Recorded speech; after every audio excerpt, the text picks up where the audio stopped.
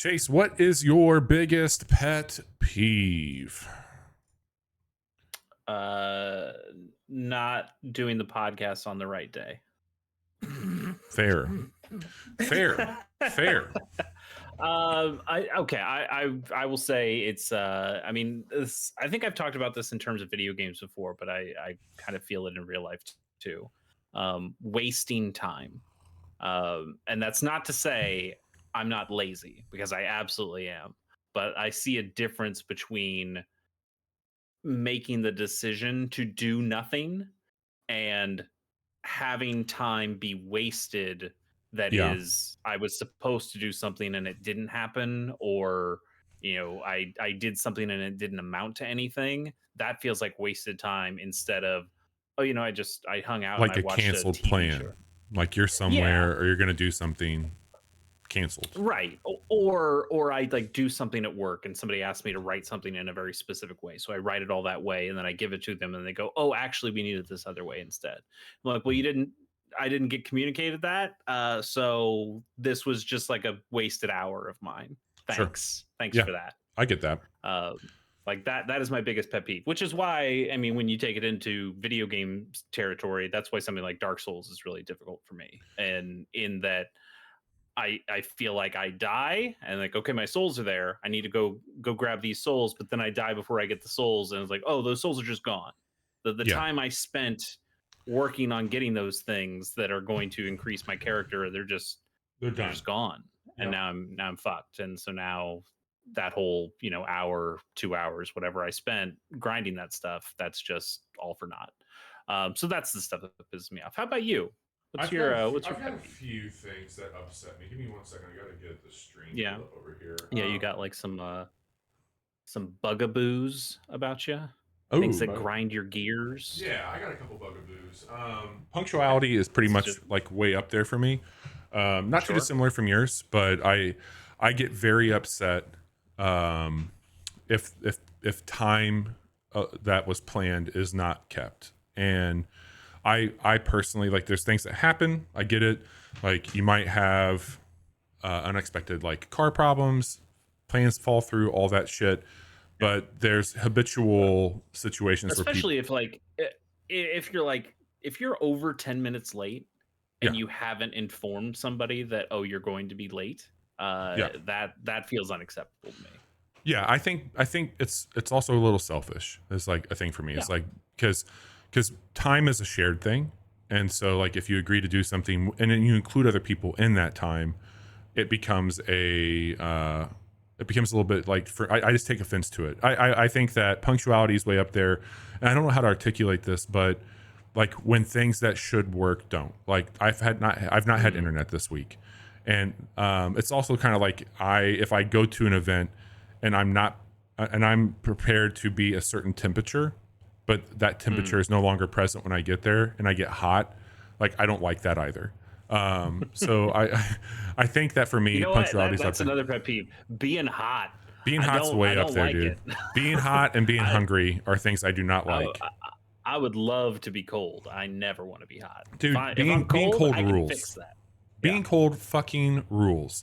And I'm not built for speed nor heat, and it takes a long time for this engine to cool off. Like once I'm hot, I stay hot for a very long time, and I don't like that. So those are some big ones for me, for sure. And I've just had, like, I've been thinking a lot about it because I don't have too many routines in my life. There's a couple that I do have, especially around work, and I work from home. Internet is a key thing for what we do. The show, we haven't put up quick looks this week. We're recording on a Thursday because of my internet problem, but also because we had some other things we'll talk about later on. But I've been out of my element all week because things are not working the way they should here, and it's required me to have to like be uncomfortable or like be annoyed. So yeah, it's been rough. Speaking of things that aren't working when they should, Johnny isn't here again this week. Sorry. Yeah, sorry. I mean, everybody's getting used to it. You're welcome. Everybody's used to it. Johnny, is he even on this program anymore? I don't think. His picture's here, but that's about it.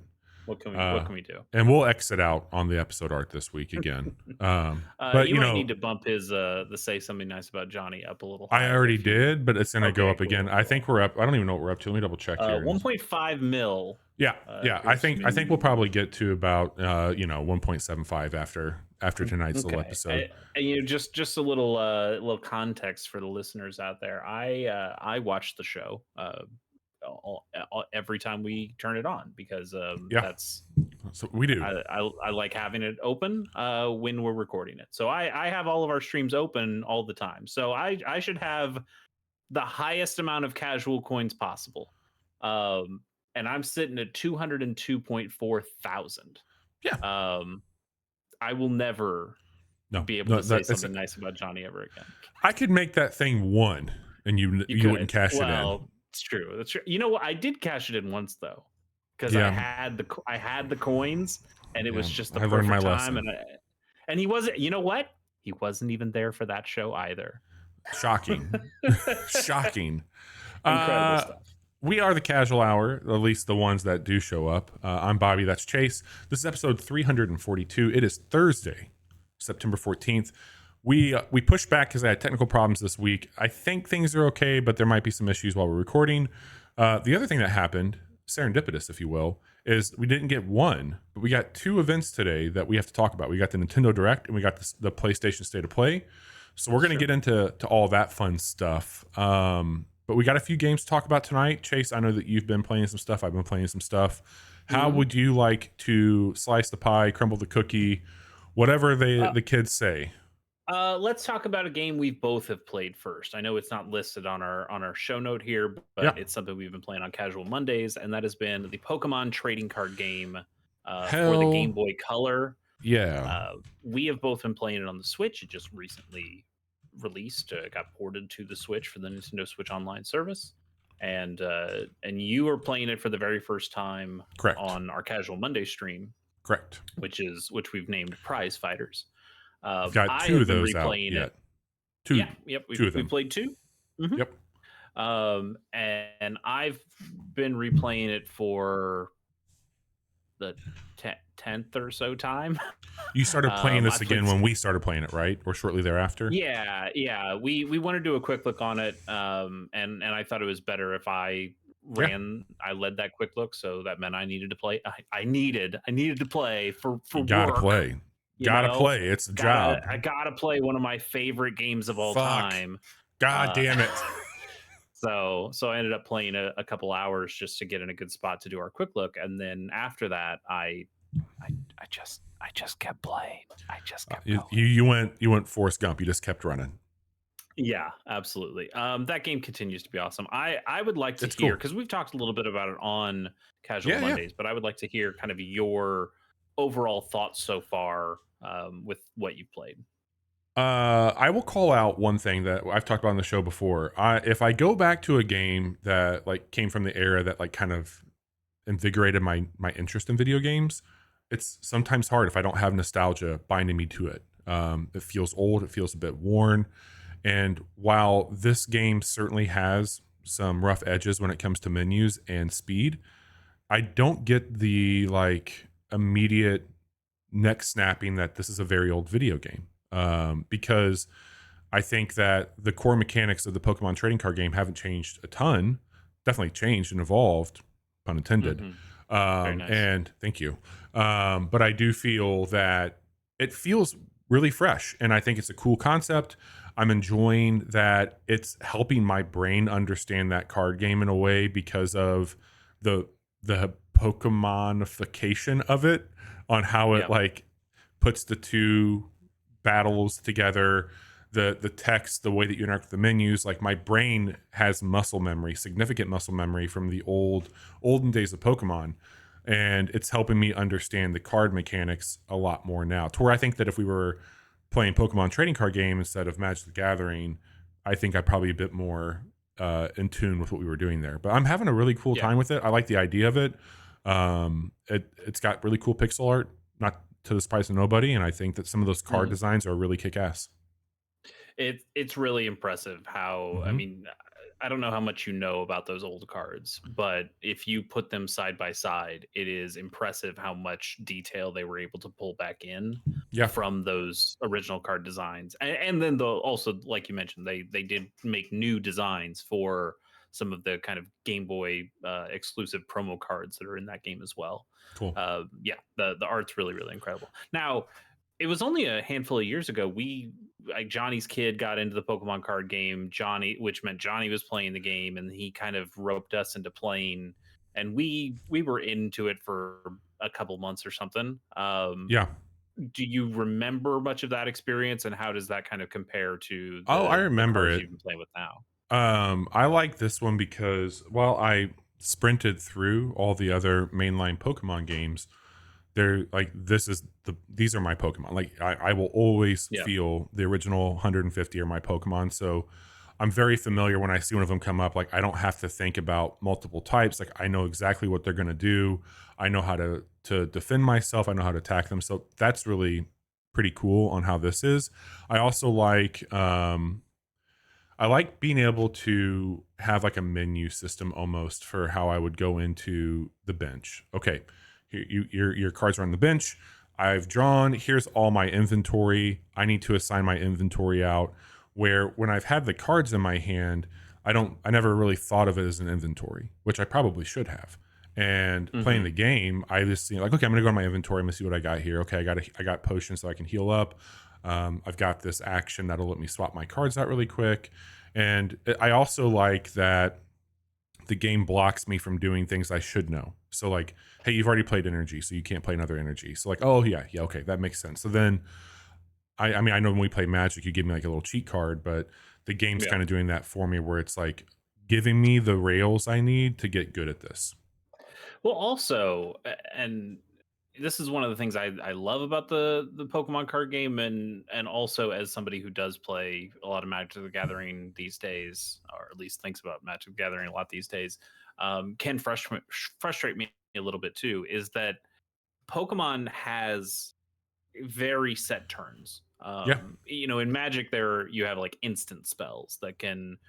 There's a lot of what people call interaction in that game, yeah. where you're trying to play something on your turn, and on your turn, I can go no. I'm gonna play this thing and counter your thing, or I'm gonna Oh, I change know. the state of the Been game. there. Uh, Been there a yeah. lot. Um, with the Pokemon game, there are very few things that interact with you while it is your turn. Correct. Somebody could have put a status effect on your Pokemon, like paralyzed it so it can't attack on your turn, but like that is decided before it even becomes your turn. Um, True. so so for the most part, like there's a safety almost in you've done your turn. That means I am safe now that it is my turn to play this card, this card, this card. I can fill out my entire plan and you can't do anything about it. You Yep. just had to kind of prepare for whatever I was going to do. And if you didn't prepare well enough, now I get to do my thing. And then Yeah. it also helps. Like Magic also just has so many phases to a turn. It's a You got lot. your upkeep, yeah, upkeeps and your draws and your pre-combat main phase and your combat and then Ugh. your post-combat main phase. Whereas Pokemon Sickos. says if you attack, your turn is done. Hmm. You better make sure you've done everything you want to do, because as soon as you attack, you don't get to do anything else, and it's the other person's turn. Um, so I think those things lend themselves to a um, simpler, and I don't use simpler as a derogatory thing, but just as like a descriptive thing. It is a simpler kind of card game, Hmm. and I think it lends itself really well to a handheld device as well. Magic is a game that is relatively difficult to port over Sure. to digital devices. It has been done. It's there are two different ways to do it currently right now, but it's still fuzzy because the rules of Magic can be It's fuzzy sometimes, and it's sometimes like it likes to live in that fuzziness. And the Pokemon trading card game is not fuzzy. It is extremely sure. like it's really hard to fuck up a rule on the Pokemon card game because the rules are so set in stone. It's like when they put Top Golf in the last PGA game. It's Yeah. like, okay, Top Golf kind of brought the video gamification over to a driving range, and Pokemon spawned out to this card game, but then they brought the card game back to the Pokemon game. I mean, it's just really funny, like how these things all kind of go together. It's cool. It's on the Switch. I think it plays really well there. And if you are, I don't think this is paywalled behind the expansion, right? This is just part of their. I think you're right. The game, is Game Boy games on that? I know 64 Sega games Genesis, are. I know is. Yeah, it might be. It might. I think they gave you basically like Nintendo and Super Nintendo games, but I think there you are might other places to play it too. If you That's if you true. Want to, if That's you really true. Want to play That's it. true. And also, we did mention it is very slow, and there is no way to speed up the emulator that the Switch uses. There are lots of ways to speed up other emulators out there. So if you want to play that game in probably a better and have a better time, or a game that respects your time a little bit more, Yeah. which we all know how much we like respecting time at the casual hour, which is why we make these episodes so short. Yes. An emulator might be a way to go. I also do want to mention, I know I mentioned in the quick look, and I've mentioned it before, but there is a sequel to that game, Pokemon Card GB2 Here Comes Great Rocket, that only released in Japan, never got a release over here because it was the end of the Game Boy Color's life cycle, and they didn't want to put out another Game Boy Color game when the Game Boy Advance was already out for so long here in America.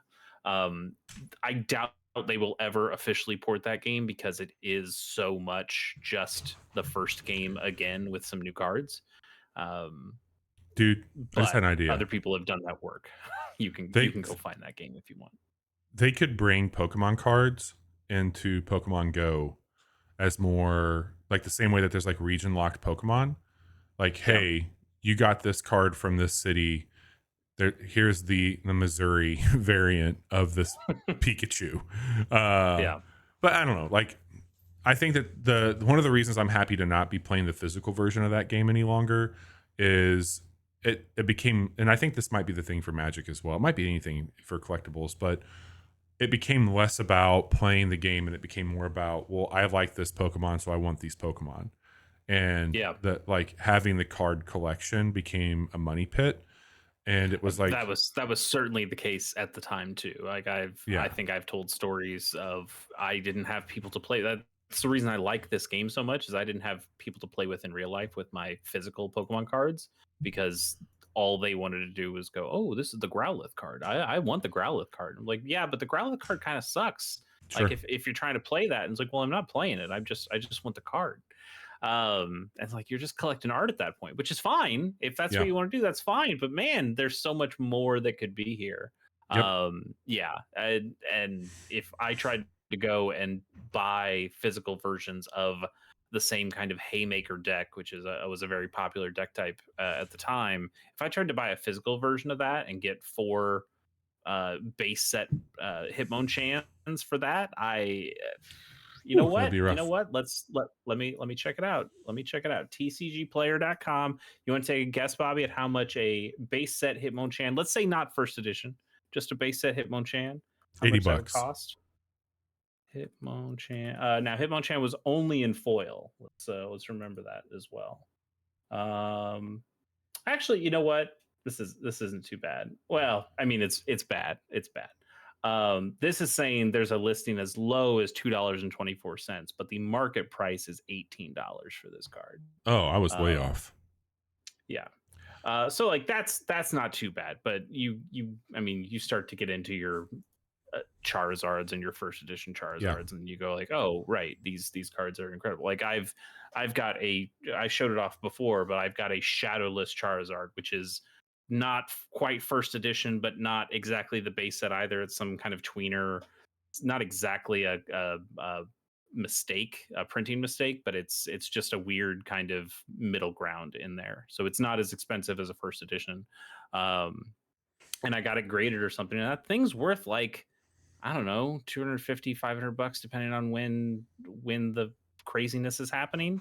And so like, that's wild. Like it's a cool card. It gives me warm fuzzy memories of that time in my childhood, but that's fucking crazy. It's crazy. Anyway, I'm glad you've been enjoying the game so far. We're going to continue playing it on Casual Mondays.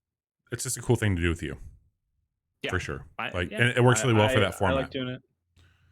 I agree. It lets us. It's a game that lets us fuck around a little Yep. bit. I can kind of backseat game. You can take Yep. the reins. It's just a solid game for that. So I'm If probably you gonna keep going and keep playing that because it's just fun. But yeah. if you're watching or listening, I just threw it up in chat here. We do that Monday nights at 9 p.m. right here on Twitch. We'll be keeping that going next week, and then I'll probably take a week off when I'm traveling. But I think that's going to be something we write out for a while, so you can follow along there, and we'll bring it over to our YouTube page as well. So if you're listening Yeah. and you want to see that game in action, Monday nights, 9 p.m. Central on twitch.tv/casual hour. All right, Bobby. I know you want to talk about those games, don't you? Oh, you mean YYWTGRSHYGNLSYCT? That's exactly what I'm talking about. Yeah. Yeah. What is that? All right. For the uninitiated, the next game I've played is called Yeah! Exclamation point. You want quote those games, comma unquote, right? Jesus. Question mark. So here you go! Exclamation point. Now, comma. Let's see you clear them. Um, it's a beautiful thing. It's a lot. So It's a lot to take in. it, the name is a lot for sure. The name certainly got me. I think this thing's only like $10 on I'll pull it up while you're on the talking. I'll eShop. get that and the developers here. Okay, it's on Those eShop. It's on games, Steam. So $10. this game is $10. $10 made by Monkeycraft. Monkeycraft. That's correct. So this is a mini game collection of a handful of games that look and play like the games you'll see in shitty internet advertisements. Like the games that have.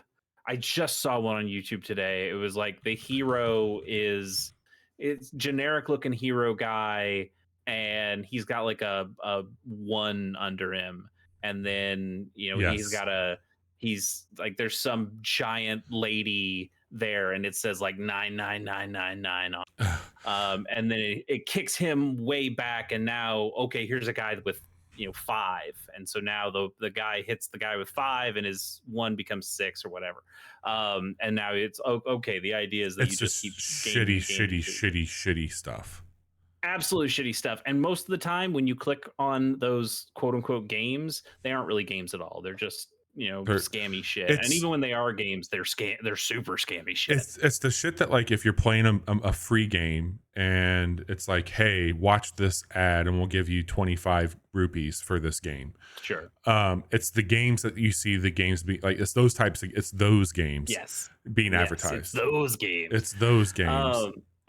So what if, because those games, despite looking like shit, there is a certain quality. I mean, obviously they have to work on somebody if they're being put out there. Like somebody is clicking on these games and getting scammed in some form or the other. And like I can see it. There's like a certain appeal to looking at a game and going like, oh, I know how you'd play that. I would do this and I would do that and I would do that. Easy. And then it's like, well, do you want to play it? Like, no, absolutely not. Why would I want to do that? But this game says, okay, we actually made those games, but we've stripped out all the scumminess and we've just made them into a collection so you can kind of get your fix. It's not a free to play. It's the same games, but there's no other trappings in it. Like it's just like, okay, you don't want to buy those games.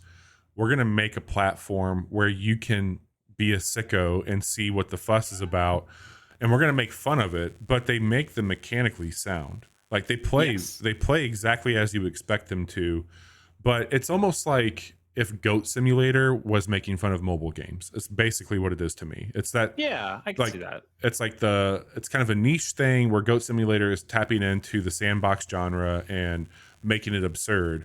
This is an absurdist take on the really terrible mobile games, which there are a ton of.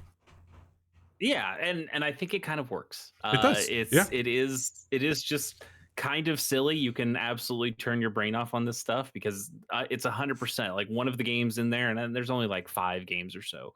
And then they have it's those 5 games, but it's 99 levels of those games where they get harder as you go. But it certainly is like, hey, you're in this tower. There are 2 guys in this tower next to you. One of them has big number, the other one has small number. Which one do you fight first? I'm like, oh, I'll fight small number, and then my number gets bigger. Now I can take on big number. And, and so you get to play that one. There's one with like cars in a parking lot of like which ones do you get out of their spaces first. There's one that I absolutely biffed on the quick look, Oh and you shit. just looked at me with such disdain about Though the pouring yes. pouring like yeah, it's like beakers and shit, of just pouring the liquid from one thing to the other. Yeah, I fucked up that one real It was real pretty bad. good. So it is just this kind of small collection of games, but they're silly enough and they're authentic and genuine enough of this is what you would Oh yeah. expect if you actually did click on one of those shit games, and if you actually could play it. Here, just kind of get it out of your system. And I got to admit, I was like, okay, well, I'll just play like the first 5 levels of each one of these things, so like Yes. 25 levels, no big deal. And then very quickly it was like, well, maybe I'll do like the first 10. And so there was this kind of addictive quality of like, I generally have You solved gotta this be game. It's just kind of doing the thing. there is 100% an addiction to it. They're designed to Yeah. stimulate, like, so here in the Midwest, and if you're not from the Midwest, I don't think these exist outside of the Midwest, and I even if you tell me they do, they don't. Most gas stations in the Midwest have, especially in Illinois. So when I go back home to see family, I'll see these. They've got miniature, essentially like slot machines, digital slot machines in the corners of Sure. these gas stations. And dude, it's sad. Like I'll see people especially when I was living in Illinois, I would see people all day long sitting there for hours on end, clicking a button, putting coins into a machine. And it's the same type of like brain stimulation here. You're Yeah. clicking buttons. I mean, video games in general are clicking buttons, but uh Sure. this is like this they know what they're doing. They're going for that shit. They do, but also they know what they're doing, and they know that they're not going to be as nefarious as some of the what some of the other 100%. people do. You give them $10 and you get to do all this stuff, And it's and you done. don't get scammed out of your Yeah. identity or whatever. Yep. So I think it's very fun. It seems I cool. think you'd probably rather play this on PC than on Switch. It Sure. generally works fine. There are a couple of games where having a mouse, I think, would speed up some of this stuff. Because everything's timed. Let me Yeah. also say that there's a 3-star system, and based on how much time it takes you, you get 3 stars or 2 stars or 1 star. And so some of the things that you're navigating with a D-pad, I think you'd be able to navigate a little faster with a mouse, and that would probably help you get some of the best times. But also, it doesn't fucking matter. Just go and enjoy the bad games, but made well. Yeah. So that Fair. is yeah, you want those games right. So here you go. Now let's see you clear them. I think it's a fun little diversion if you got ten Totally. bucks and some time to waste. Nice. Even though I Uh hate wasting time. you hate wasting time. Chase, I beat Starfield. Well, that was quick. Well, Did I ended you up, did you do the thing that I've heard people say is like, oh well, the game doesn't really start until you get to New Game Plus, dude, so that's the thing that ignore like ignore the side stuff and just play the that's why I story did it. missions, and then you get to all the stuff. That's not true. It's just not, Okay. in my opinion. Like I don't know how So, spoilery you want to get. yeah, let's throw a little spoiler thing here. First of all, I haven't Yeah. played the game, so I'm only speaking what I've been told. So Yeah. I guess I'm potentially spoiling stuff. There's aliens. We already know there are aliens, but like there are alien something or other that happens like near the end of the game. And from what I've heard, the idea is that once you get into New Game Plus, that stuff is just kind of out there, or at least like you have abilities that you wouldn't have had normally, and those abilities make playing the normal game more fun. So you should just kind of mainline the story stuff to get to that point and ignore all the side shit, which also seems completely antithetical to a Bethesda game, because generally when I play a Bethesda game, the main story fucking sucks, and I go and find my own stories and my own exploration, which is way better. I think that All that. How do you feel? you're fine. Okay, you're not 100% right.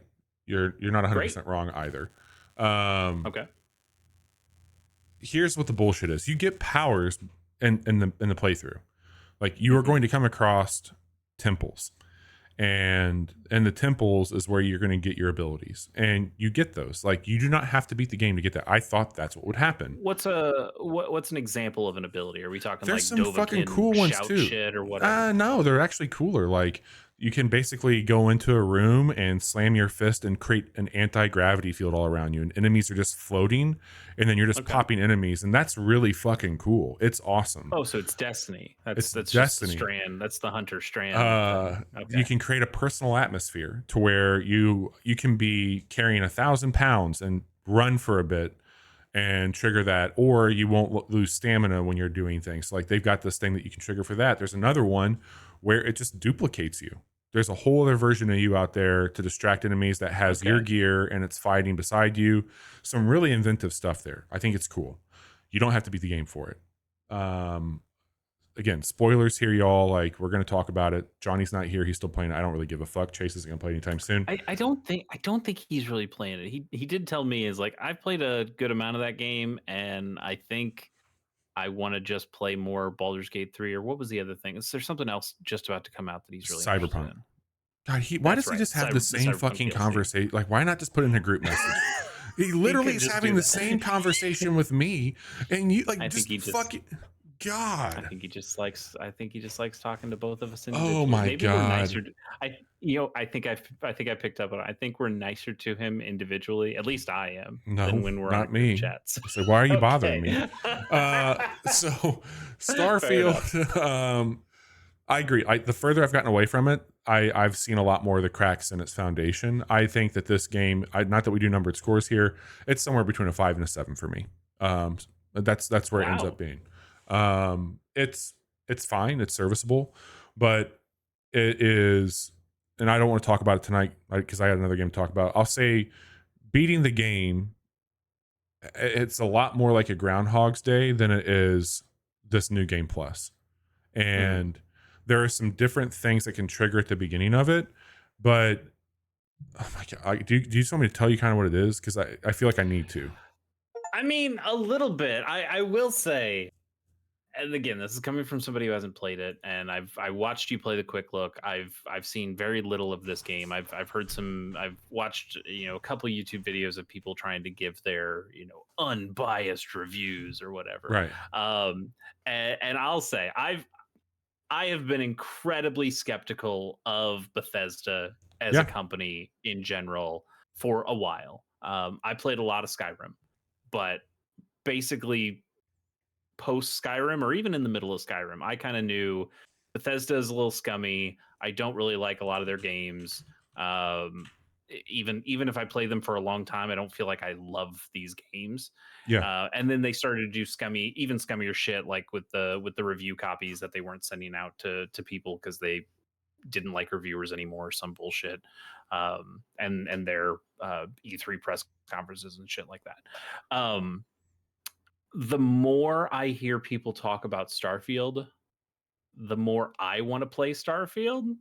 And it's mostly because these people are not putting it on this incredible pedestal that it's been on ever since it got announced. People have been so hyped for this fucking game, of like, this is gonna this is the rebirth of Christ. Like, this is it. This is the thing we've all been waiting for.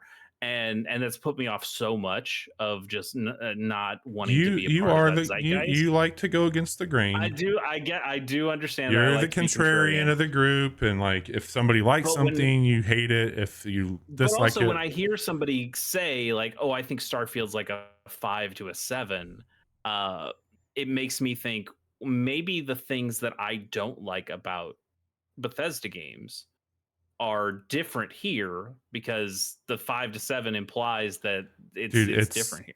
I don't know. It was also hearing you talk about it on the quick look. Sorry, I know this is your game. I should let you talk about it. oh, It thank was you. hearing How you courteous. it was hearing you on the quick look say, this is just like a fucking video game. It Like it's is. just a It's a video video game ass game. video game. Yeah. And that like no like, it is that kind of like not putting it on a pedestal thing. Like this doesn't have to be the game of the year. This doesn't have to be more than it It's a is. totally cromulent thing. It's Yeah. it's And you barely know what? A offensive. totally cromulent game sounds kind of good to me Well, sometimes. that's So I'm kind of I'll, more excited about Starfield than I probably should be. I can tell you're talking more about it than I am. It's yeah. Then I'm not going to tell you. You will have to go play it to know what the Okay. wonders of Starfield are. I had a decent enough time with it. I put a lot of time into it, but it is not revolutionary. It doesn't even do what Skyrim did best. And going to those worlds in Skyrim are far cooler, in my opinion. And I think what's the biggest bummer probably for me is that the shit still feels the same as it does in fucking Skyrim and Fallout and Starfield. And that is like, this is a game all about going to galaxies that have never been explored, or you're going to some that do, but like you go into it and the outpost that was 25 light years away from where I started felt the exact same as the the outpost on the planet I was on. Yeah. They had lockers, they had ballistic weapons, they had computer screens, they had all that shit. That would it kill you to make something that I was like, is this even a building? Can I go into this thing? Like, make it feel unique. Yeah, or shrink the space.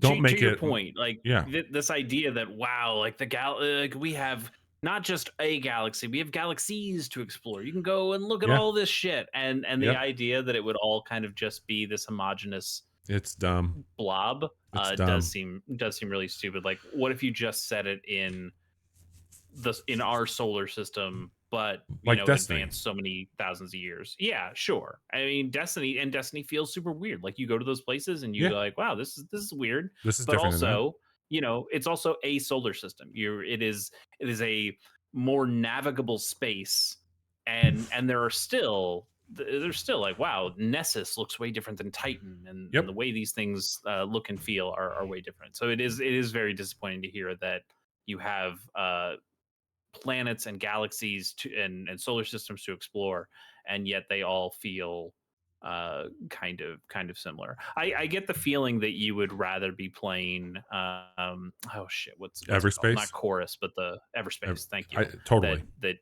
just from like in the quick look, watching you build the ship in Starfield, and you seem to like the shipbuilding in Yeah. Starfield. I'm not saying Yeah. it's bad, but remembering how you were talking about the shipbuilding in Everspace, Yep. and comparing it to what you were saying about the shipbuilding in Starfield, I could just tell that like there was more of passion behind it. Oh, with 100%. Everspace. Like you were so much more excited about the things you were building in Everspace than in Starfield.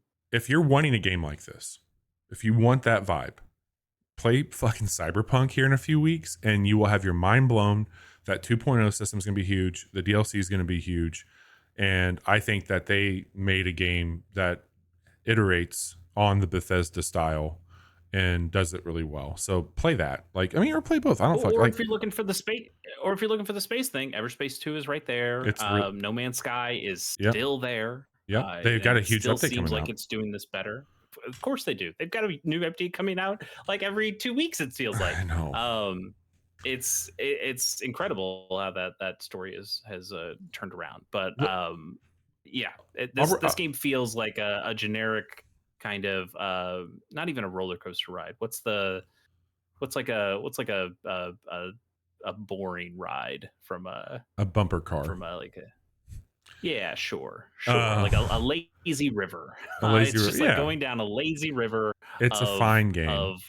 Yeah, and some people really like it, but a game that I think that I'd much rather tell you about, and I probably won't go too deep on it tonight, but I'll probably talk about it a little bit more in the coming weeks, is Sea of Stars. and this came out just a few days before Starfield did, and this is the, I guess, follow up. It's a sequel. It's a prequel, I believe, to The Messenger from Sabotage.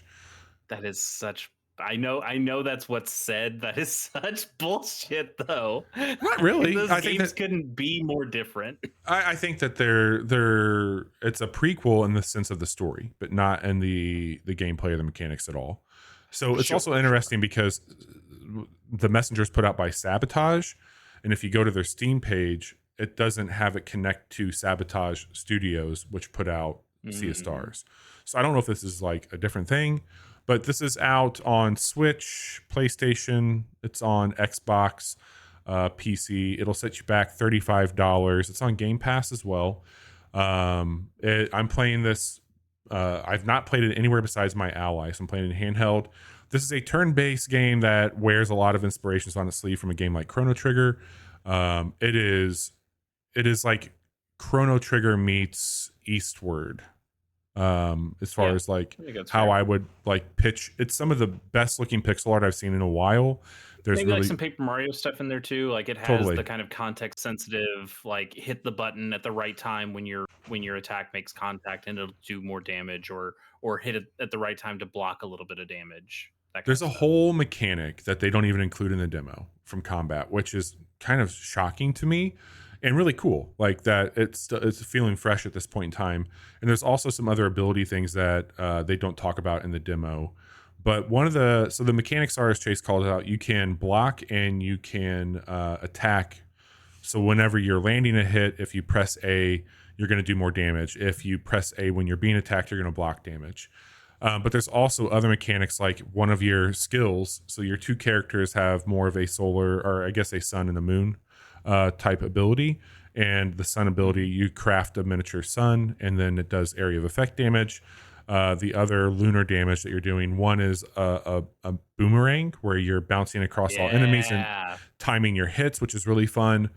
You also have a big arc attack that you do. But what they don't include in the demo is anytime you do a non-magic based attack, physical attack, you are knocking these energy points out of characters, and they're just scattered on the ground around you.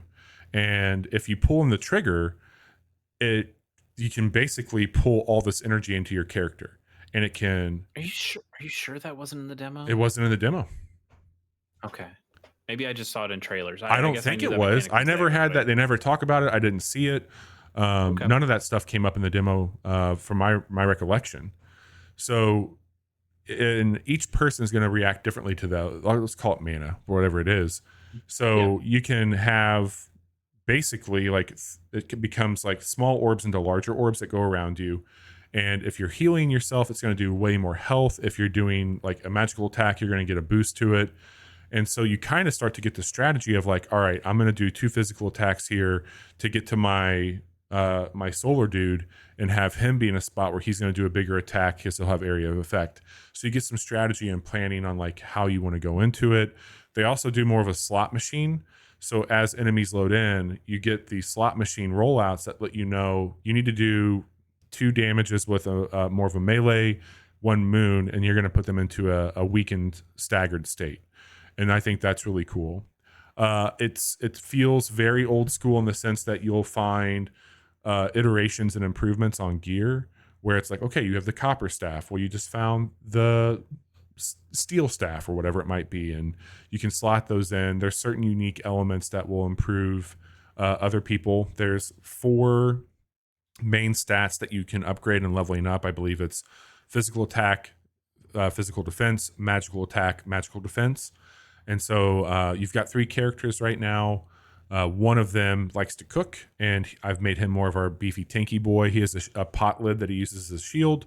He can pick up enemies. Only 2 characters you had in the demo, right? I think you have all 3, but you start. Okay. Yeah, you start this one off. Actually, they do. You start them off as kids, and you kind of understand like where they're trained, how they come to be, and they do some cool story beats with him because you are magical, he is not, and he's always tried to be with you, but he can't really fit in. And then you also add people into your cargo that can come around with you and come out and do things not really for physical attacks or fighting, but more environmental. But then I just picked up somebody who, she seems really cool. She's a historian. So you'll find artifacts and you come back when you do your campfire stuff, she'll tell you a little bit of lore and some stories with it. And I think that's where some of the stuff is going towards the messenger. I think this game is fucking awesome. Like this game is definitely north of an 8 for me, and it plays incredible on handheld. It looks really good. It's got an amazing soundtrack. The story stuff is fine so far. And you know how these games kind of take a while to show you what's going on. I'm not anywhere near that yet, but the story stuff is okay. I wouldn't say it's the strongest part, but the environmental storytelling, the characters are really cool. I think the abilities are cool. You're learning spells also. You're learning new recipes that you'll cook back at the fire. It's neat, man. It's really cool. Sabotage has done a really, really good job with this one. Nice. I know that I've mentioned before that the demo kind of rubbed me the wrong way. I don't know if that was just the puzzle environment stuff that I was playing that wasn't grabbing me, or if I don't even remember at this point. I just remember the way I felt, and I was like, yeah, I don't know about this one. Hearing you talk about it in that way does excite me. I'm sure we'll do a quick look at that game at some point, and I would love to be on there and watch you play it and see a little bit more about it. I mean, part of me feels similarly to like a game like Chained Echoes, where it was, hey, here's like a really cool take on an old school RPG, but we've modernized it and done some really cool things. And I played it and I was like, yeah, no, you did. But also, as I was playing it, I was thinking about all of the games it was referencing or pulling from, and a lot of those games I haven't played, and I just kept getting the bug of like, well, why wouldn't I just go back and play one of those games and like really have that really classic experience? And like this game is great. I don't have a problem with this game. I think it plays well, but there's a part of me is like, what if I told you this is a 20-hour JRPG? That looks sounds beautiful. The shorter the better at this point. I think that's something to like weigh into your decision. The demo's still up on Steam. I think the demo's still up on Switch also, if you're listening and you want to tune into it. But yeah, man, like I don't know. I think what I'd say is probably like, oh, Suikoden 1's like a 10-hour RPG apparently. Yeah, but you've played that. I played Suikoden 2. I have not played 1. Well, you can do both. You don't like to waste time. I could do both. I could play both for 30 hours. I'm just going to call out. How many playing Starfield for 60? How many strikes did you have to run to get that gun? You were. I played a lot. Yeah, baby, there it is. Anyway, but that was also me turning off my brain and watching multiple YouTube videos.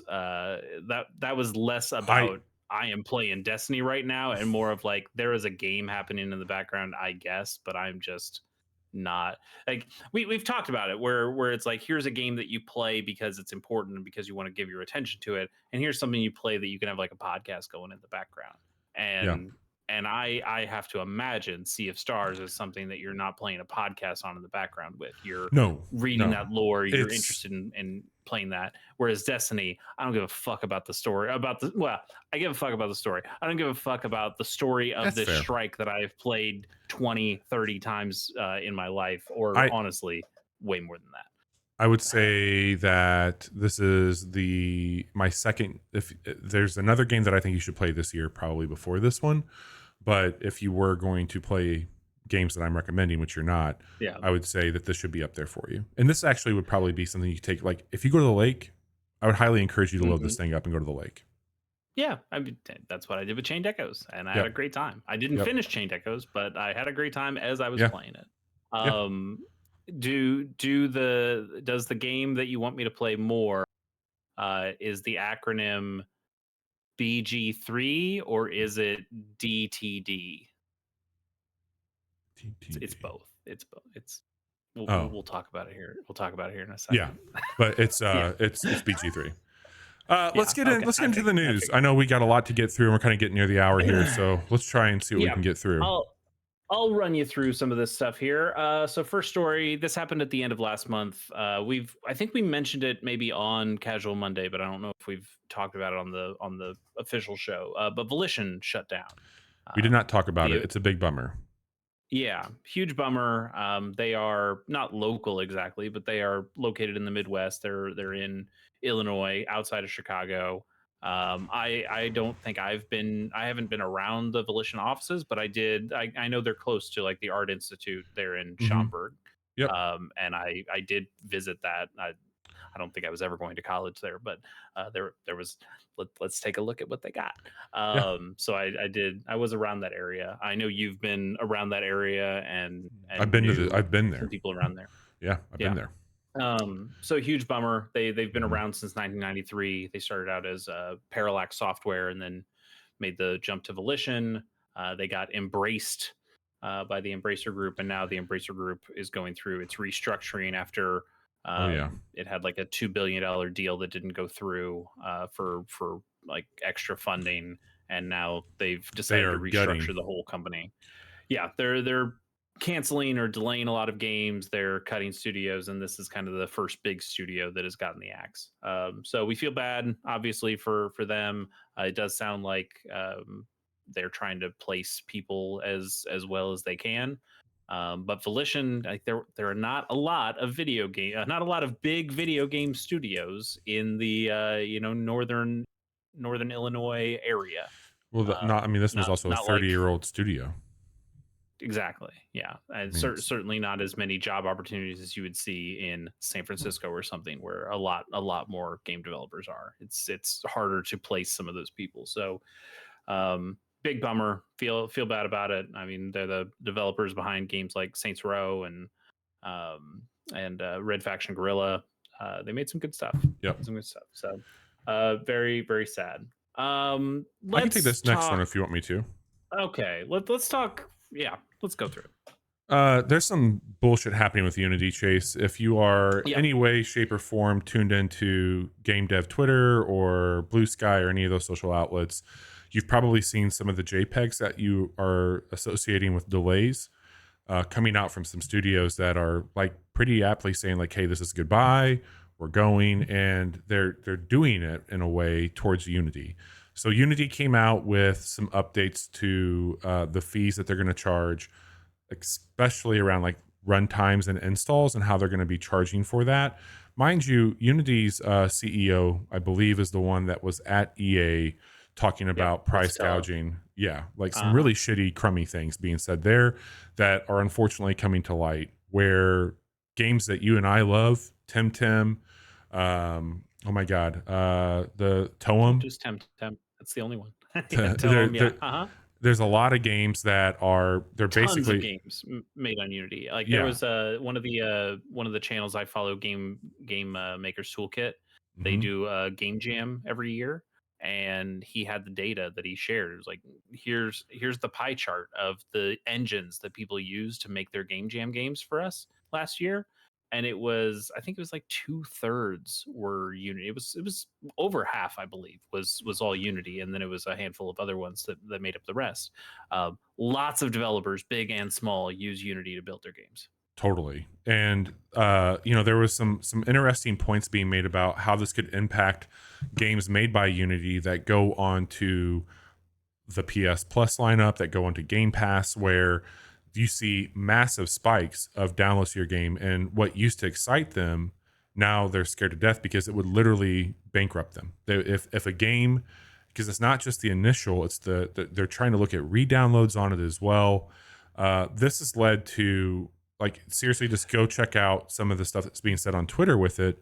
It took an untimely turn this afternoon with Well, to add like a little bit of extra context too, they did a really bad job of explaining what this meant, and kind of left it for people to figure out what it meant. So well, you they were had a lot of game also devs. retro changing their terms and conditions at the same time. Totally. So lots of stuff going on, lots of confusion. So they tried to come out, I think it was yesterday, with here's some clarification. They wrote it on Twitter. Here's some clarification about some of the things we said. We're not charging you for reinstalls exactly. It's supposed to only be new installs. Also, it's it's only going to affect like 10% of the people who use Unity. For most people, you're not. It's about thresholds, man. If you don't hit the thresholds, then you're not going to be in there. But also, it was just so poorly talked about from the start. And we're not game developers. We don't know all the specifics that go into this stuff. Certainly not all the economics that go into that.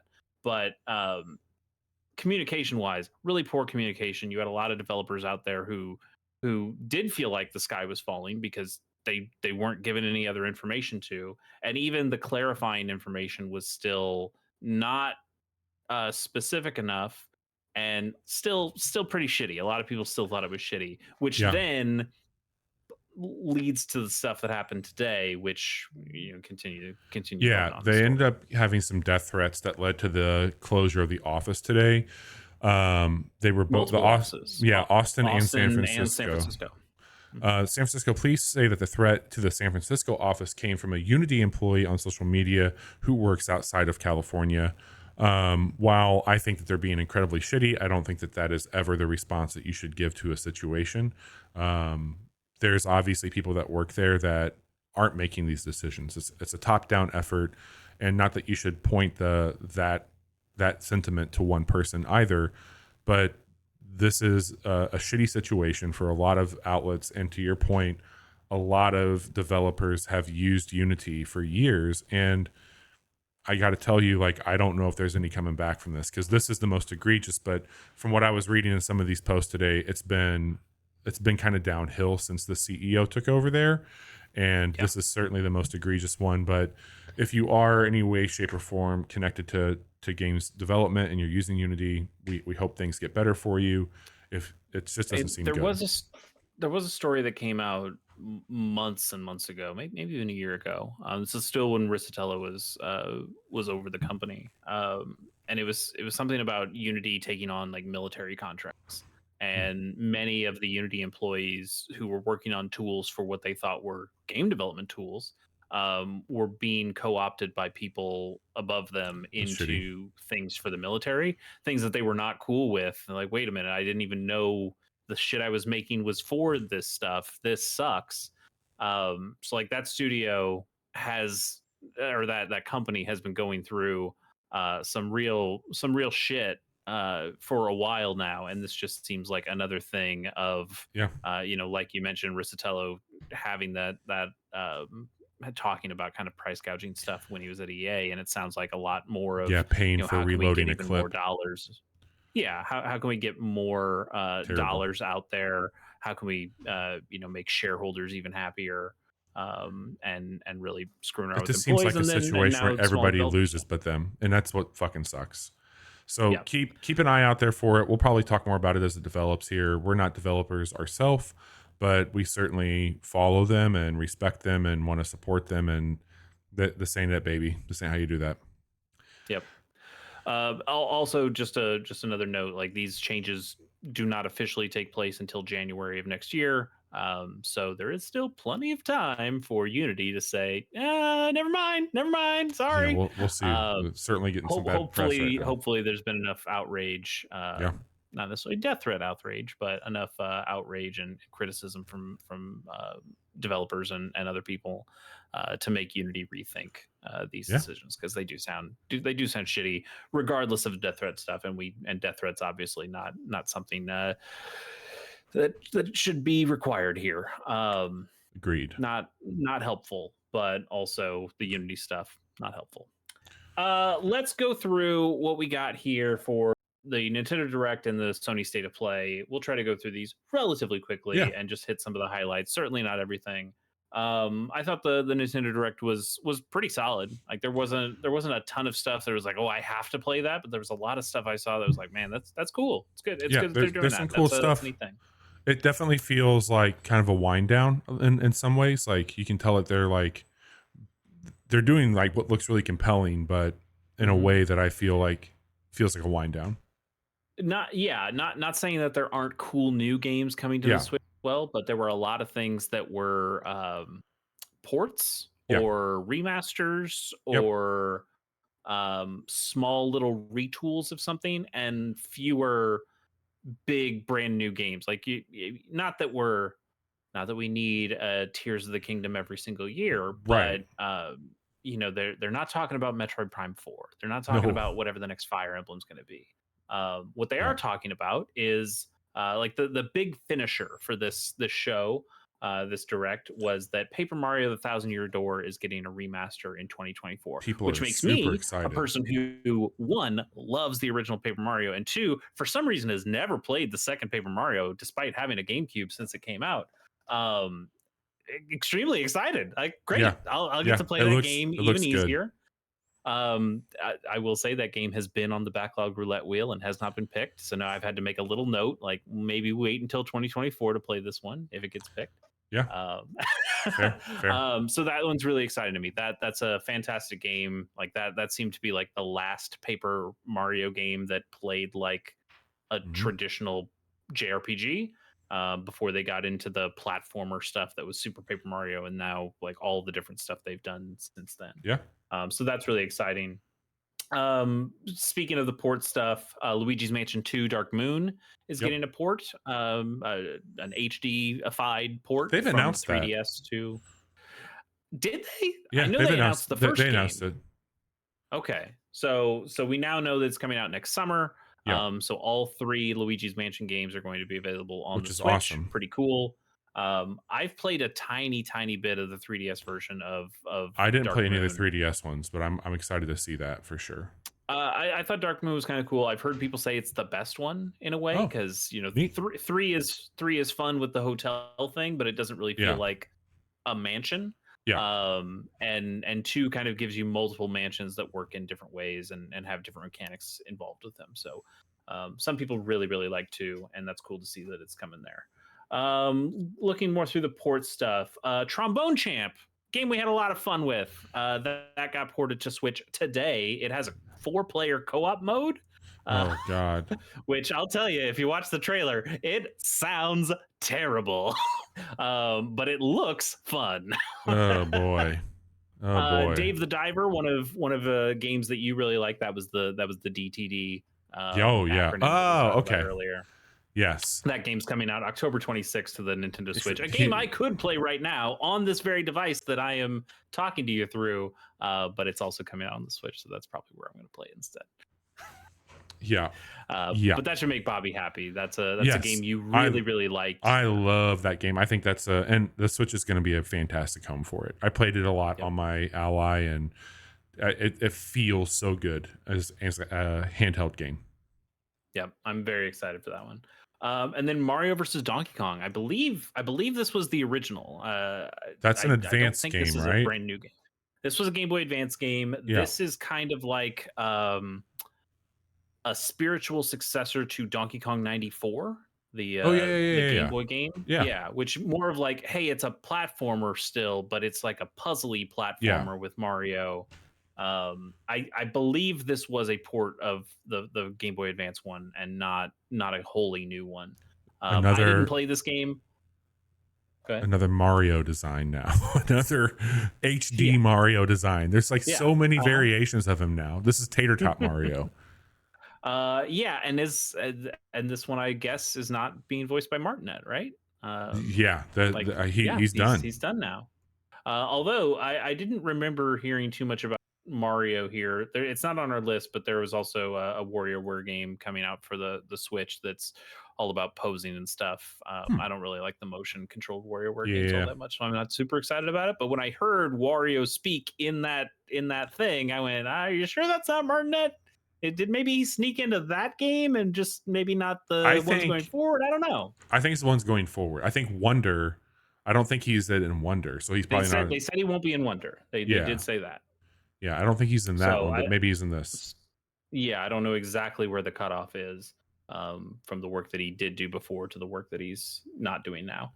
But anyway, let's see. Let's talk about not ports. Let's talk about cool little weird things like F-Zero 99 that's coming out today. You can't say they don't care about. They don't. You can't say they don't care about F-Zero. The people have been begging for a new F-Zero, and Nintendo. Fine, here you go. It's a battle royale. Hey, you want those F-Zero games? Well, here you go. Clear them. Yeah, perfect. Yeah, so this is taking the Super Nintendo style F-Zero game Yeah. and turning it into a battle royale style in the same way they've kind of done with Tetris 99 or Pac-Man 99 or Super Mario 35 or whatever they've done. The goal here is that you have a certain amount of energy or stamina on your ship, on your racer, whatever the fuck they call them, and that when you touch the sides, you lose that ship health, Yeah. and eventually you will get destroyed. So it Yeah. is trying to kind of keep up with the pack, while also not destroying your car, your future car, or whatever. It's out today. I have it downloaded, but I haven't started it yet. I am shit at F-Zero, so I'm sure I will also be shit at F-Zero 99.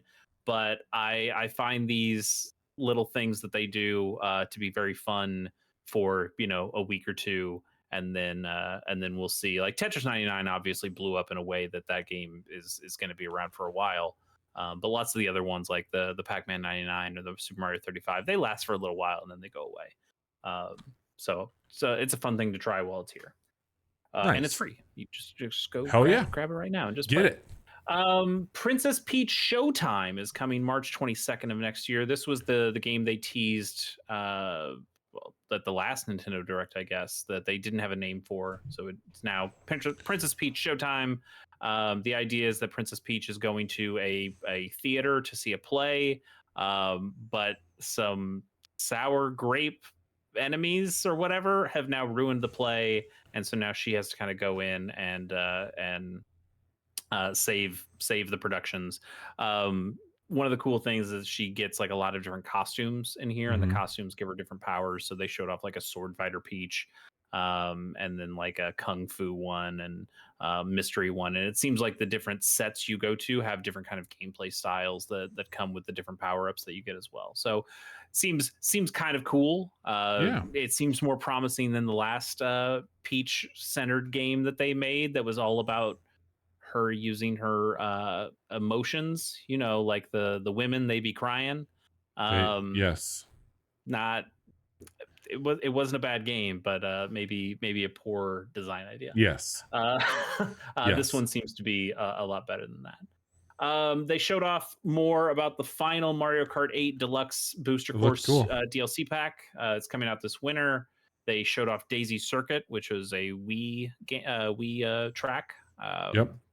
They didn't show off the other tracks from that. That was the only one they showed off. But they did say Diddy Kong, Funky Kong, Peachette. I don't know what the fuck Peachette is. She just looks I like have no Peach. idea. She just looks like Peach. I know. I don't know what Peachette is. And Pauline are all being added as playable racers now as well. So what is that? Five courses, right? Four or five? Yes. I don't remember. A number of courses, one of which will be Daisy Circuit and some new playable characters, and that'll be it. That's all they wrote. That's insane. We should play that one more. I mean, obviously we're gonna play that one more time with our friends. It'll be holiday. We should just marathon it and play every single stage. And you're a madman. I am a madman. Let's see. They also showed off Iodine Chronicle. That game got a release date finally. That is April 23rd of next year. Full disclosure, I kickstarted that game. Also, full disclosure, I'm a little pissed that they didn't tell the Kickstarter people anything about this, about like when the game's going to come out, and that has to be cool information we keep from the people who made our game possible to put that out on a Nintendo. I get that somebody's going to leak that if you tell your Kickstarter people, but also like we're the reason your game's getting made. Give us some of the information instead of just going like, oh, here's another character design and like, oh, I made a tree today, which just feels like most of the updates I'm getting. Anyway, I think that game is cool. That is from the makers of Suikoden. Oh, cool. So it is similar in like an RPG that has 100 playable characters or whatever, and looks really cool. There's a shark man. It's a lot. And then the thing I'm probably most excited about out of this, you know what? No, it's probably still Paper Mario: The Thousand Year Door. But Unicorn Overlord, which is an amazing name. is a new tactical strategy game coming from Vanillaware, the makers of 13 Sentinels Aegis Rim. That's coming March 8th of next year. They didn't say Vanillaware right away, but they just showed the trailer, and I'm looking at it and I was like, this is either Vanillaware or somebody who is really trying to be Vanilla. But this thing looked cool. There's a ton of playable characters. I don't 100% understand the tactical strategy systems that's I'm being shown here. But it's a Vanillaware game, so it looks fucking incredible. Just from an art this style looks like something you would like. Yeah, it really, really does. So all in all, pretty good direct. They also had some news on the Splatoon stuff. They had some news. I wouldn't even say news. They just showed another trailer for Super Mario RPG. Plenty of other stuff in there that we didn't talk about, but that's what they had. Moving on to Sony, it was fine. They showed off some stuff, I guess. The big thing was their finisher, which was Final Fantasy VII Rebirth. Now has a release date, February 29th of next year. They also showed off. Bobby, I'm going to read some names and you tell me what you know about these people. Bobby, who is Kate Sith? No idea. Okay, who is Vincent Valentine? No idea. Okay. Who is Sid? I think his last name's Highwind. I think his last. I know Highwind. Sid from Final Fantasy 16. You know Sid from every Final Fantasy game. There's always a Sid in those games. Okay, so they showed off some gameplay. It obviously had Cloud, Tifa, Barrett, and Aerith from the first remake. But they also showed off gameplay with Red 13. He's the dog. And then also Yuffie, who was part of the DLC, the Intergrade. And then they also showed off Kate Sith and they didn't show gameplay of him, but they reference towards Vincent. They showed off Vincent Valentine. He's a vampire man. Cool. We'll get to it. He was a secret character that you might not have gotten in original Final Fantasy VII. Anyway, he's kind of cool. And then they didn't show off Sid at all. So of the 9 playable characters from original Final Fantasy VII, they have shown 8 for this game. They have not shown off Sid. So whether he's just like a guy who flies the ship, which is a thing Sid usually does, and does in Final Fantasy VII as well, but he was a playable character in that original game. Okay. So, or they might have just cut him out entirely. Like, hey, we're diverging the stories a little bit, so you know, fuck it. Who knows? They also showed off Zach, who, you know what? I realize I'm just kind of talking to a void at this point. Let's keep moving. February 29th. It still looks pretty solid. Cool. Marvel Spider-Man 2. They showed off that it's doubling the size of the map. It's adding Brooklyn and it's adding Queens. It's Queens and Brooklyn. That's where both of them are from. Queens and Brooklyn. Okay. So it's adding those 2 boroughs in there. There is a new like flight mechanic where you've got like the flying squirrel kind of wingsuit thing, which I think is pretty. I understand that it makes it easier and maybe more fun, but also the whole idea is the web swinging. There's a lot of suits that have it.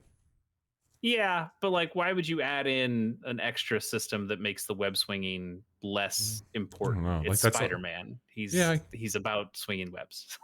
I get it. I know a lot of people are pissed. A lot of people are still pissed because like the PS2 Spider-Man game had the perfect swinging or whatever, and the idea that they just keep watering it down with these games. But other than that, if you liked the first game, it looks like there's going to be a lot to like here. It kind of has the Grand Theft Auto 5 style. You can switch characters in real time, and go from Miles to Peter. And they also mentioned there are 65 suits to collect. Lots of different suits from comic book stuff, from movie stuff, and also some original suit designs that they made as well. So plenty of suits out there if you want them. There's some that have hoods on them. There are some that have capes. There are some that look like metal. Looks like there's a ton of shit in that game. So if you did enjoy the first one, probably big Sony game. Enjoy this one too. Let's see. The RE4 Resident Evil 4 remake. Is that out? That one's out. Yeah. RE4 remake's been out. It's the DLC that is new. This DLC Separate Ways, which I think is the same name as the DLC from the original version. But this adds the Ada Wong content Oh now yeah. remade. It also has like some updated mercenaries support in there as well. And then they also showed off some of the the PlayStation VR 2 version of RE4, and that support is coming sometime this winter. Nice. They showed off Avatar's Frontier of Pandora. Mm-hmm. Looks bad. Looked bad when they first showed it. It did. Nothing new there. It just, I don't know. It just looks boring. It looks very shitty. It looks like an old school game that they made 2 generations ago. Johnny sent me a text as we were watching. He said it looked like Far Cry, and I was like, man, I don't know. Far Cry looks way better than this. It's basically just reskinned Far Cry. Yeah, I mean, graphics wise, it looks fine. I mean, I would even say it looks pretty, but also just it looks like from what you do in that game, it looks boring as fuck. Baby steps. God damn, that game still looks so good. I don't know if I'm gonna like playing that. I'll watch a lot of it though. Yeah, I've tried to play Quap and Clop and a little bit of Getting Over It, and those games will frustrate me. If you want to talk about wasting time, I feel man, I've lost a ton of progress, and that's rough. Yep. But also the dialogue, the story stuff, the voice acting that's in here is incredible.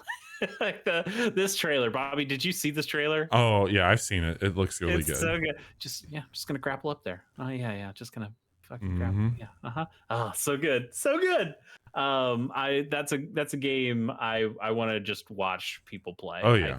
I think I'd have a lot more fun watching people play than playing myself.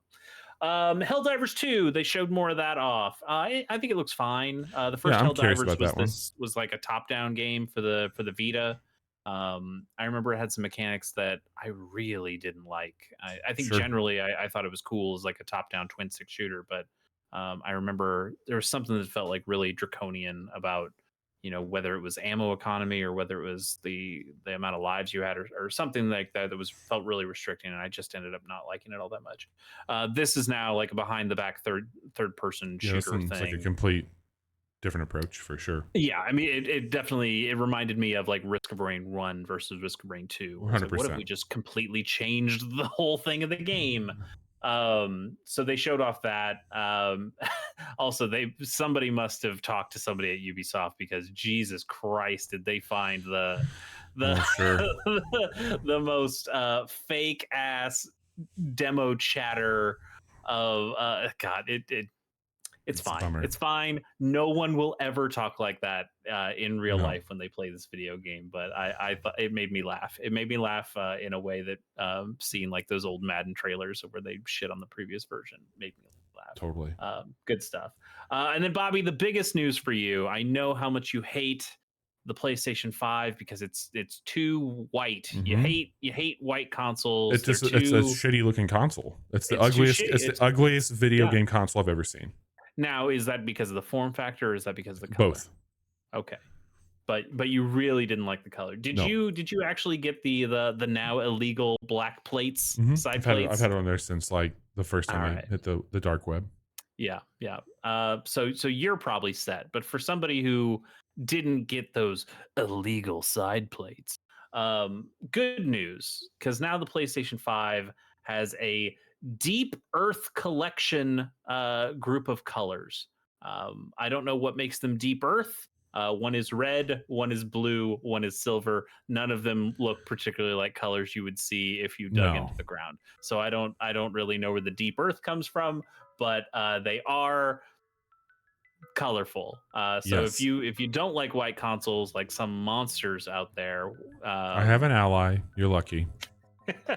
You can get your PS5 in a bunch of new colors. Now, when they say collection, I feel like, am I supposed to collect these PS5? Dude, they want you to. Like $600 or whatever. Yes. Yeah. They want you to do that for sure. I will not collect these consoles. No, thank you. Bobby, that was I appreciate there was some other stuff they talked about too, but those were kind of the highlights. That was a valiant effort to consolidate some big news today, and thank you for doing it, because Johnny can't and refuses to.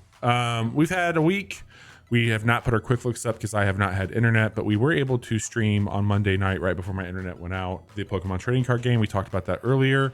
You can go to our youtube.com/casualer page to find out more about that. We had episode 342 tonight, where Chase and I got to hang out without Johnny and tell you about the Nintendo Direct, the Sony State of Play, and some updates of the games that we're checking out. And on Friday night, maybe if Johnny's up for it, we'll be doing some Baldur's Gate again. Otherwise, I will find a solo thing to do for you all out there tomorrow night. Chase, how are you doing? What do you got going on? Just hanging out with you, man. There it is, baby. The best. That's it. Everything's on hiatus or postponed, and I'm still chipping away at Hypnospace Outlaw, and I'll write a little something about that at the end of the month. But I want to read that. I'm really looking forward to that. Yeah, good stuff. Nice. Well, we'll be back maybe Friday night with Johnny, but definitely with me, and we'll be back with more Pokemon trading card game on Monday. We'll talk to you all then. Bye, everybody.